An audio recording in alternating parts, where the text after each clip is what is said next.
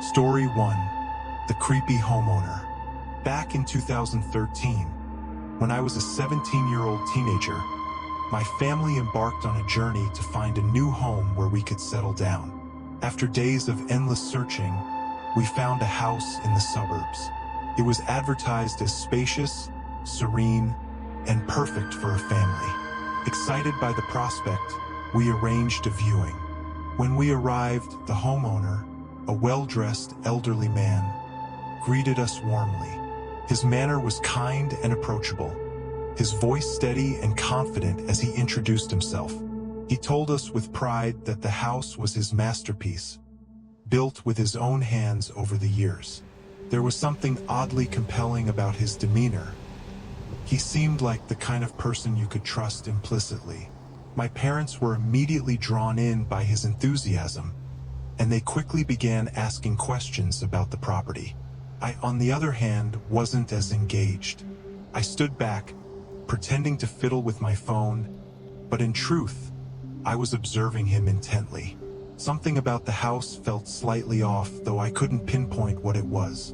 The man spoke with a polished charm, weaving anecdotes about the construction process and the challenges he had overcome. His stories were vivid, almost too perfect, as if he'd rehearsed them 100 times. But then, something unsettling happened.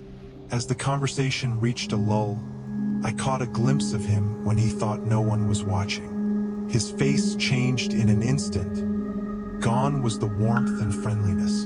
In its place was a look of pure malice, his eyes cold and calculating, his lips pressed into a tight line. It was as though all the light had drained from his features, leaving only darkness behind. My stomach twisted into knots, and I felt a cold sweat break out on my neck. It lasted only a moment. He turned back to my parents, his smile reappearing as effortlessly as if it had never left.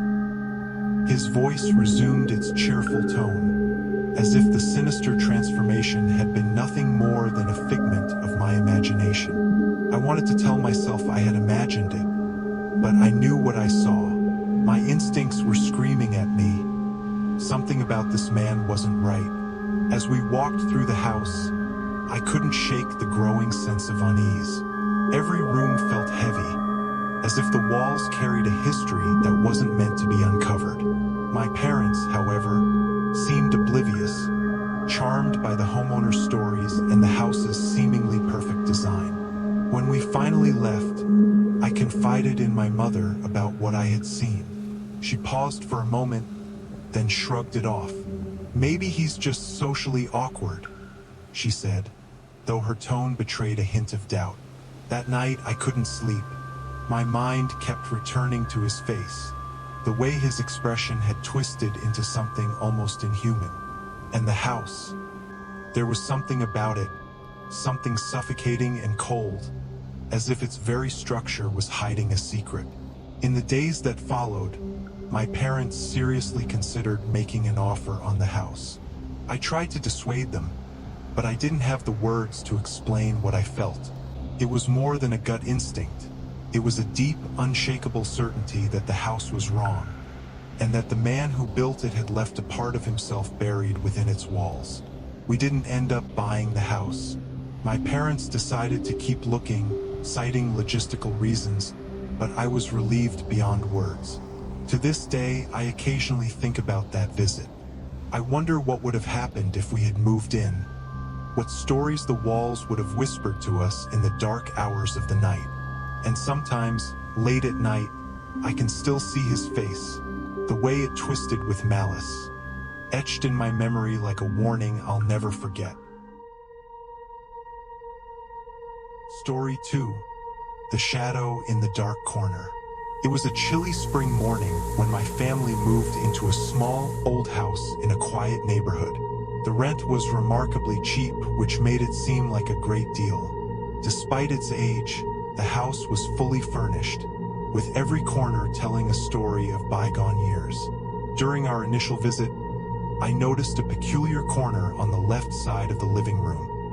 A plain wall adorned with an old oil lamp and a faded painting of roses.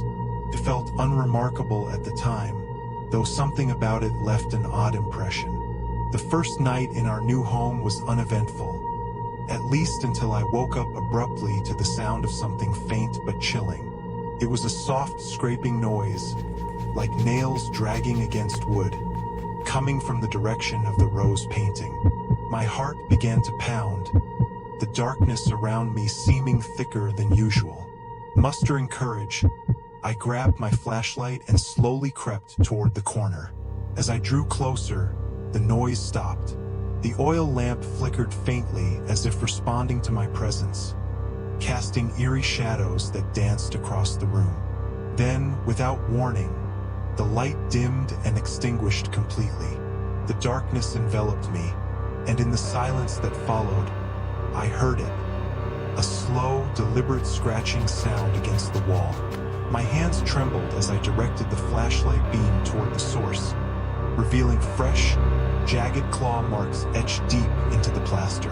I bolted back to my bed, heart racing, and pulled the covers over my head. Sleep was impossible that night, and the memory of the shadowy corner lingered in my mind. I convinced myself it must have been an animal or perhaps just my imagination running wild.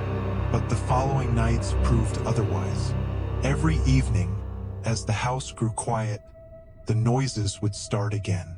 Sometimes it was the faint creak of floorboards, other times a whisper of movement in the air. The scratching returned, always emanating from that same corner. Despite my best efforts to rationalize it, I couldn't shake the feeling that something or someone was watching me from the shadows. I told my parents about the noises, but they brushed it off as the creaks and groans of an old house settling. My father even laughed and suggested I stop watching horror movies before bed. But I knew what I heard, and the fresh marks on the wall weren't something I could explain away. One night, unable to endure the fear any longer, I decided to confront the corner again. Armed with my flashlight and a kitchen knife, I approached cautiously, my heart hammering in my chest. As I neared, the air seemed heavier, colder, almost suffocating. Shining the beam onto the wall, I saw it again. More scratches, deeper this time, as if made by something desperate to break through. Just as I was about to retreat, a faint movement caught my eye. It wasn't in the corner, but within the painting itself. The roses, once faded and lifeless, seemed to shift subtly, their petals curling as if touched by an unseen breeze. A shadow emerged, faint and indistinct, but undeniably human-like. I froze, unable to breathe, as it seemed to lean closer, pressing against the frame as though trying to step through. I screamed, dropping the flashlight, and ran straight to my parents' room. Though they tried to comfort me, their reassurances felt hollow. I refused to sleep alone after that night, and within weeks we decided to move out. My parents claimed it was due to the inconvenience of the commute, but I knew better. To this day, I can't explain what I saw or heard in that house. But every so often, when I pass by a painting or hear the faintest scrape against a wall, I'm reminded of that shadow in the dark corner, and I wonder, was it ever truly confined to that house?